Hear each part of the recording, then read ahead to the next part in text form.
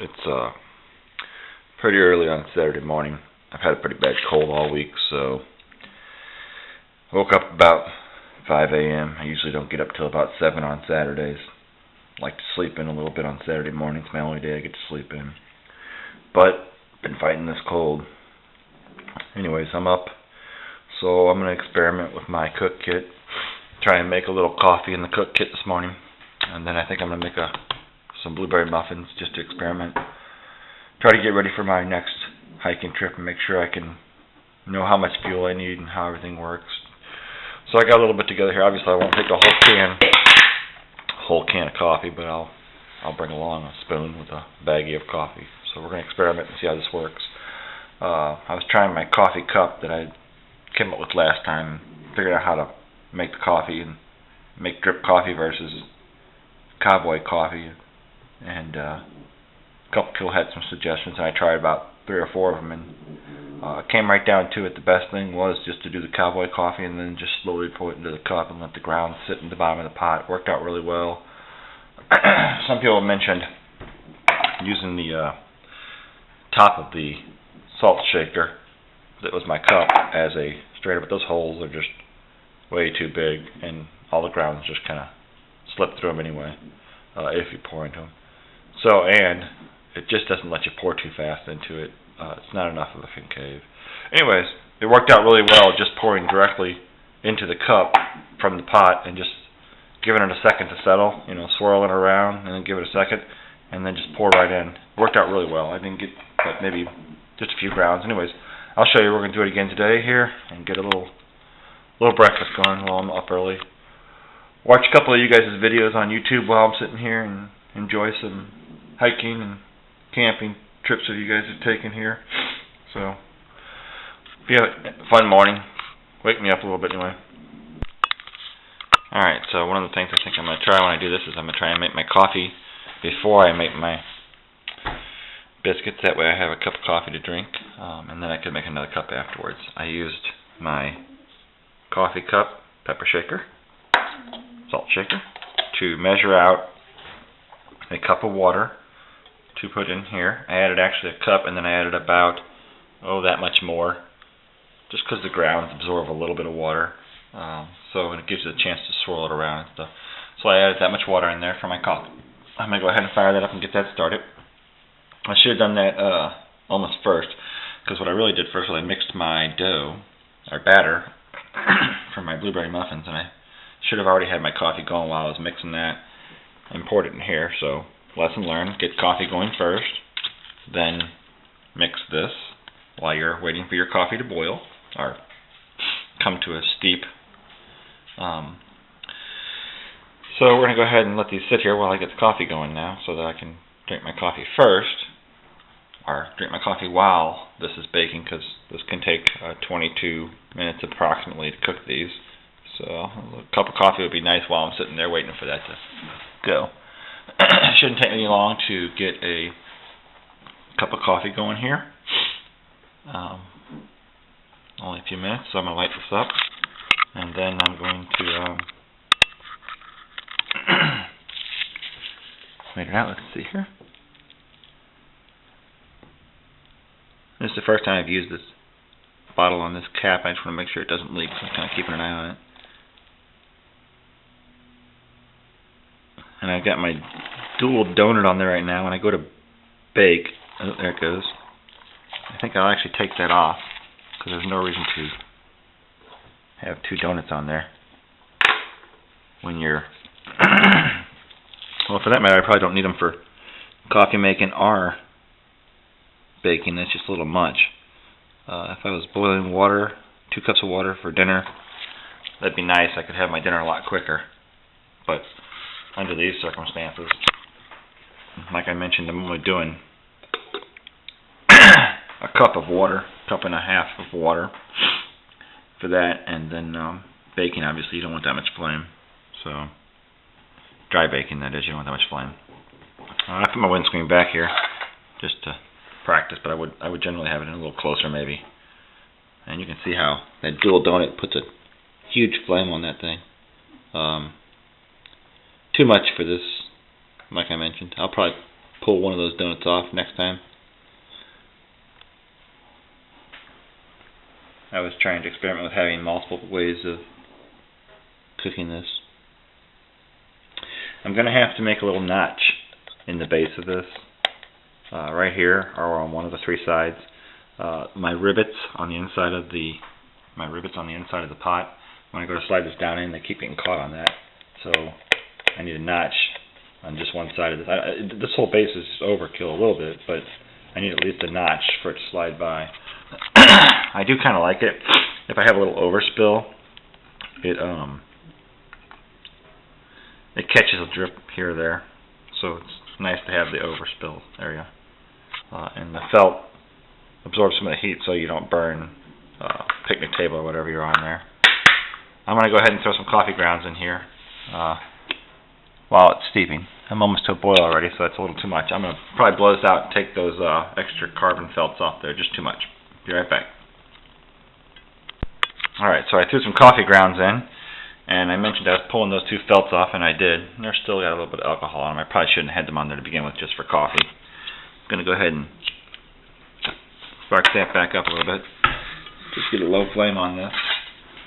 When I blew them off, I should have pulled my windscreen out ahead of time, because I blew the windscreen halfway across the table, and one of the carbon felts went flying with it.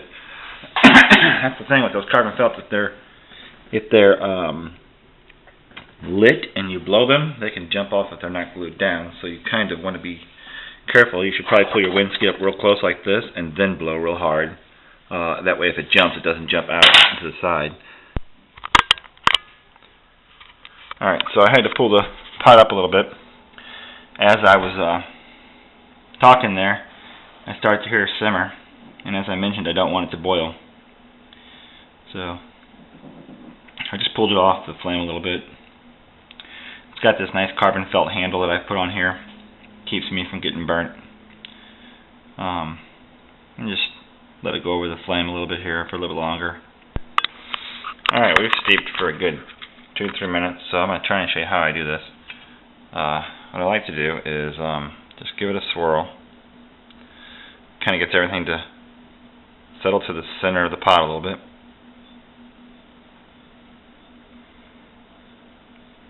All the grounds, that is. Now that it's swirled, I'm going to try and get the camera in position. I have to actually watch the cup. Okay, here we go.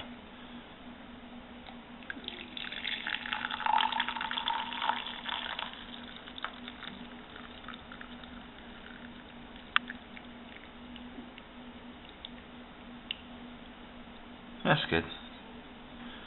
Let's see if we can see how many grounds are left in there.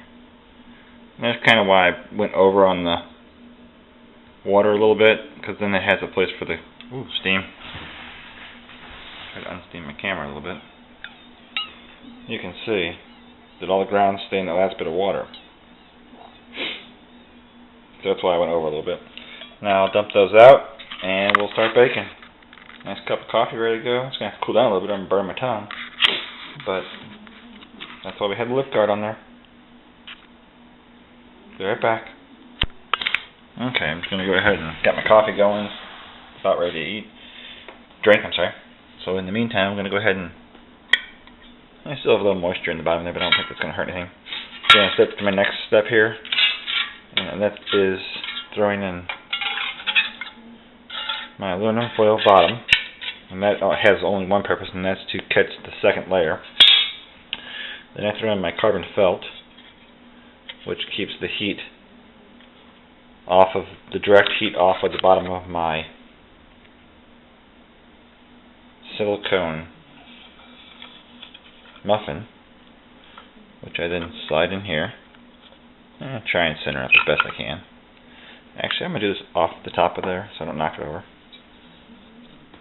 It's hard to see what I'm doing here, and I can't focus the camera with one hand and work with the other hand, so I'm really just trying to center that up in there a little bit.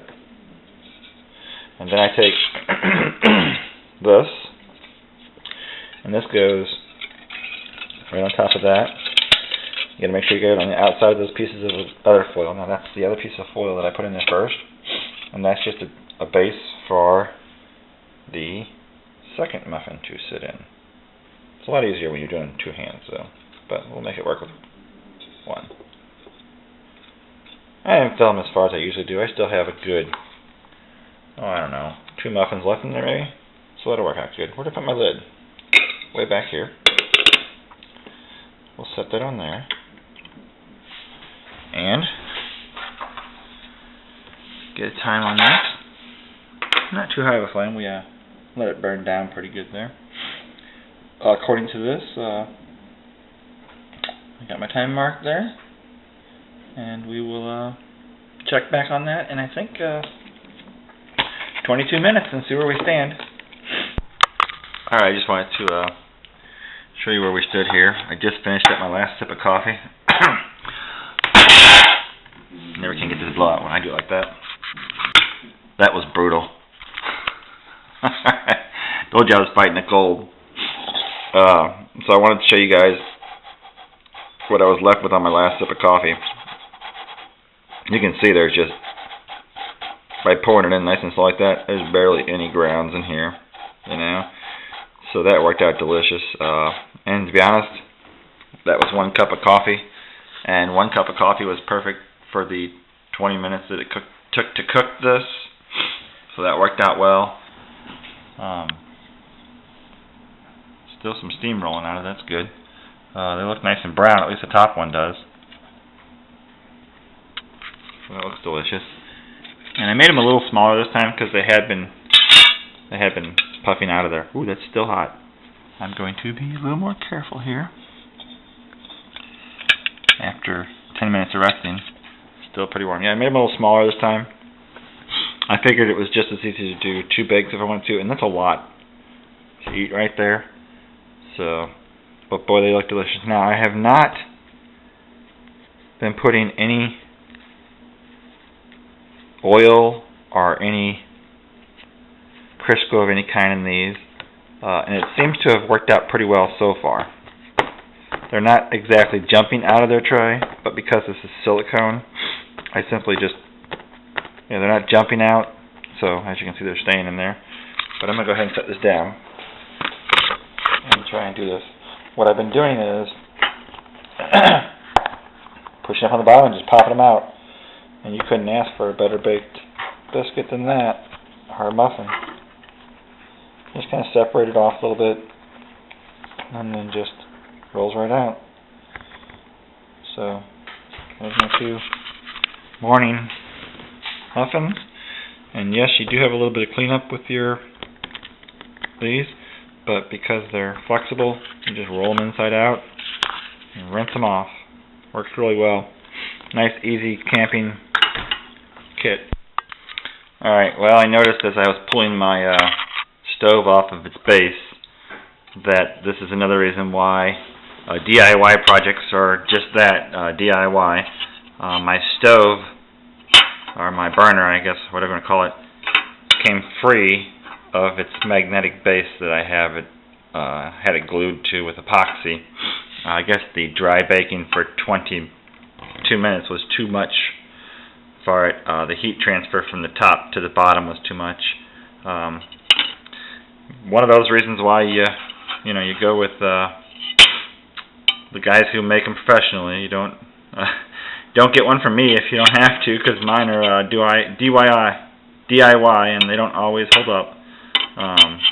What I think happened here, and it's fixable for me, but it's just not a professional stove, obviously, is the bottom of the flagpole that I've mentioned before had been put together with JB Weld, and that JB Weld, with all that extenuating heat on it for 20 minutes straight, swelled just a little bit, and with this magnetic base that I had on there, being such a shiny metal and no roughness to it, it just didn't have anything to stick to except for that center little hole right there, and it literally just popped right up off of it.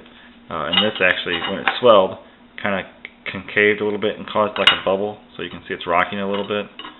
So when it got hot, it kind of bubbled up a little bit, and when it got that bump on it, there was just nothing left to stick to on this. So it just popped right off. It never leaked any fuel. I think the bottom of this stayed solid and didn't leak.